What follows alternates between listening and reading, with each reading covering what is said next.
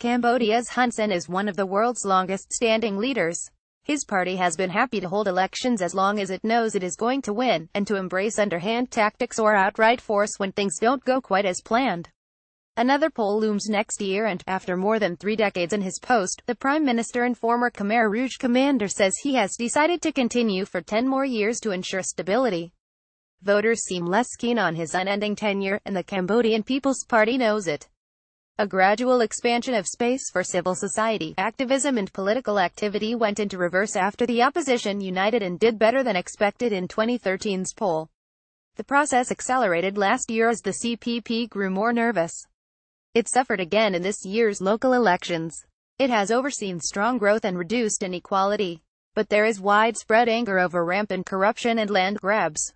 An overwhelmingly young and increasingly urban population, more knowledgeable and sophisticated than their parents thanks to city life, social media and travel, feel they owe the government little.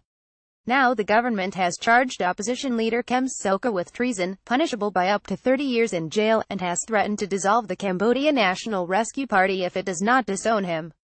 He is accused of plotting with the United States to topple the government.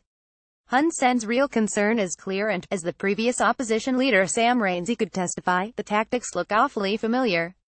Meanwhile, independent media have been silenced. A staggering $6.3 million tax bill forced the Cambodia Daily to close, and radio stations carrying programs from Voice of America and Radio Free Asia were shut down for supposed technical and administrative violations.